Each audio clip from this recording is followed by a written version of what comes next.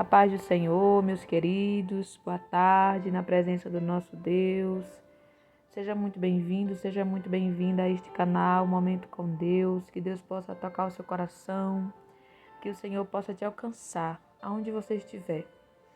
Antes de nós começarmos a ler o livro de Gênesis, hoje nós vamos estar lendo o capítulo número 26, amém?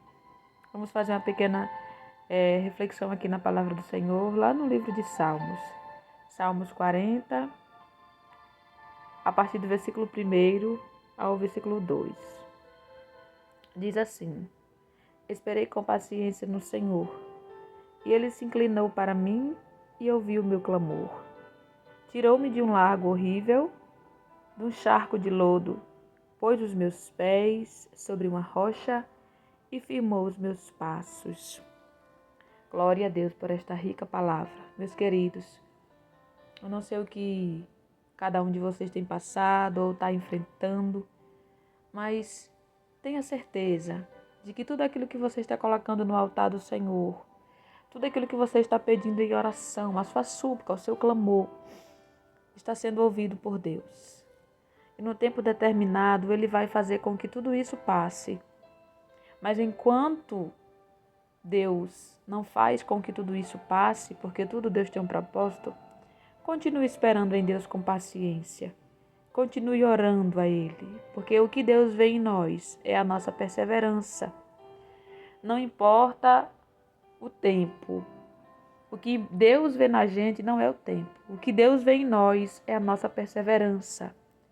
Então é necessário que a gente persevere na oração. É que a gente espere nele. É que a gente se entregue a Ele totalmente. Porque Ele está disposto a fazer tudo por nós. Porque no versículo de número 2, o salmista fala, Tirou-me de um lago horrível, de um charco de lodo, pôs os meus pés sobre uma rocha, firmou os meus passos. Isso acontece quando a gente confia em Deus. Isso acontece quando nós esperamos em Deus. Aí Ele faz o impossível. Aí Ele restaura, Ele transforma, Ele cura, Ele liberta, Ele honra, faz o impossível acontecer. Então que você guarde essa palavra no seu coração, amém? Porque Deus está disposto a te ajudar. Deus está disposto a fazer o impossível ao seu favor. Mas é necessário que você espere nele com paciência. Eu sei que às vezes a angústia da vida, os problemas e as dificuldades nos pressionam um pouco, não é verdade? Ao ponto de a gente não querer mais prosseguir. Mas isso é cilada do inimigo. Isso é mentira do adversário. Porque se nós estamos em Cristo, somos mais do que vencedores. Isso significa que nós não estamos livres de passar por nenhuma aflição aqui na terra, ou alguma dificuldade, ou alguma perseguição. Mas isso significa que Deus passará conosco. E se Deus passará conosco, Ele nos garante a vitória. Por isso nós devemos esperar em Deus com paciência. E Ele vai tirar tudo aquilo que está nos afligindo, que está nos preocupando, que está fazendo com que a gente pare de orar, que está fazendo com que a gente pare de prosseguir. Deus não quer isso. Deus quer que a gente continue prosseguindo. Porque quando nós paramos, quando a gente para na caminhada, a gente deixa de agradar a Deus. E deixar de agradar a Deus não é bom para nós. Porque nós precisamos dele, nós dependemos dele, porque sem ele nada podemos fazer. Amém? Que Deus abençoe a sua vida com essa palavra. Agora vamos ler o capítulo de número 26 do livro de Gênesis. Nós estamos neste propósito de ler o livro de Gênesis. Foi um propósito que o Senhor colocou no meu coração, de estar trazendo a leitura do livro de Gênesis, que é um livro que anuncia, que revela o princípio de todas as coisas. Então fique atento, porque Deus vai falar ao seu coração, amém? Esse capítulo de número 26 tem como título Isaque na terra dos filisteus.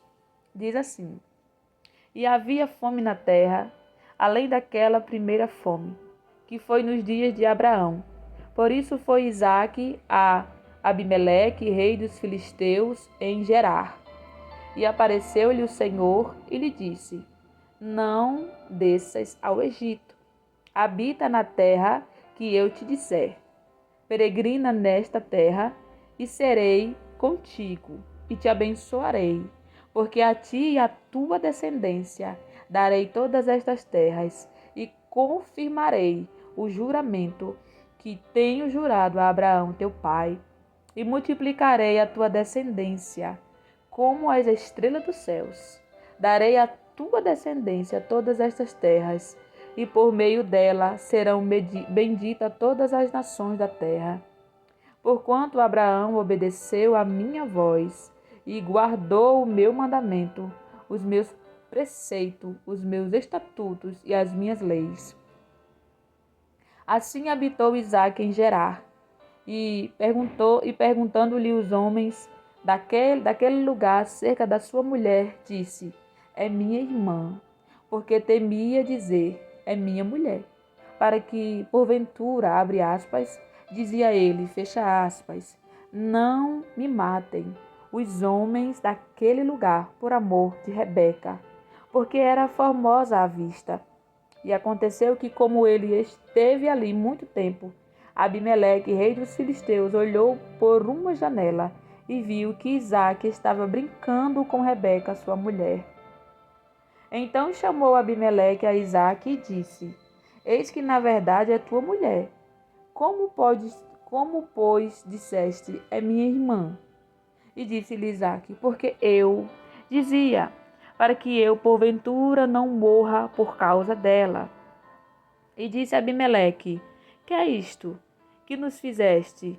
Facilmente se teria deitado alguém deste povo com tua mulher, e tu terias trazido sobre nós um delito.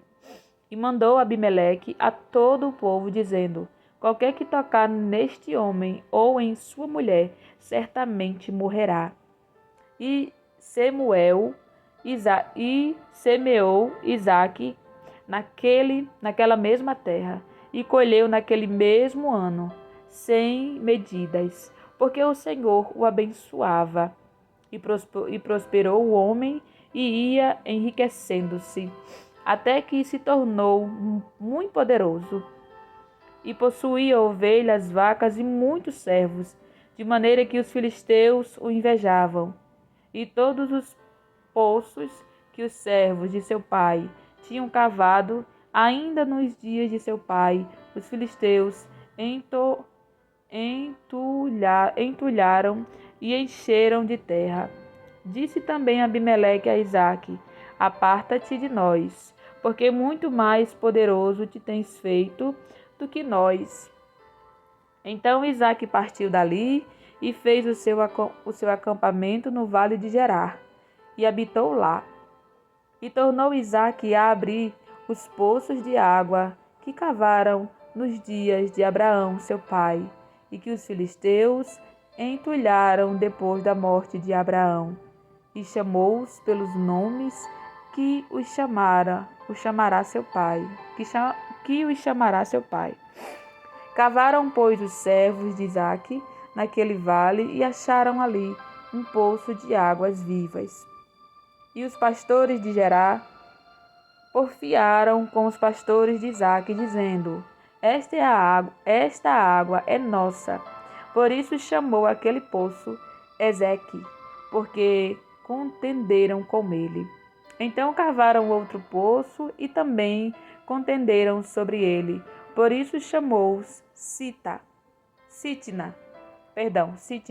e partiu dali e cavou outro poço, e não contenderam mais sobre ele. Por isso chamou Reobote e disse: porque agora nos livrou o Senhor e prosperemos nesta terra. Depois subiu dali para Berseba, e apareceu-lhe o Senhor naquela mesma noite e lhe disse: eu sou o Senhor, Deus de Abraão teu pai.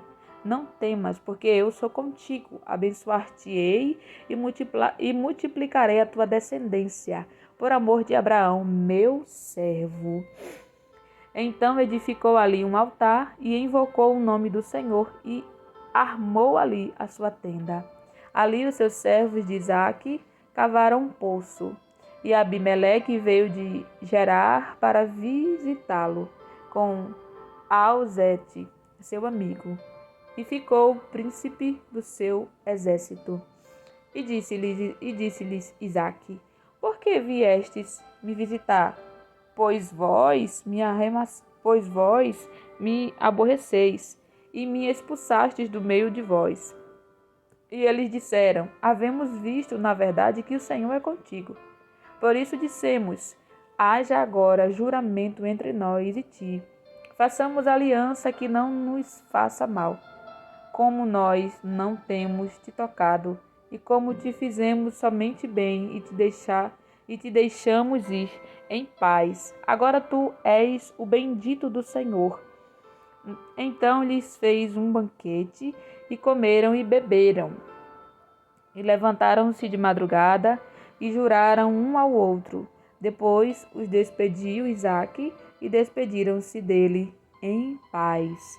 E aconteceu naquele mesmo dia que vieram os servos de Isaque, e anunciaram-lhe acerca do negócio, do poço de que tinham cavado, dizendo-lhe: Temos achado água. E a chamou Sebar. Por isso é o nome daquela cidade, Berseba, até o dia de hoje. As mulheres de Esaú. Ora, sendo Esaú da idade de 40 anos, tomou por mulher a Judite,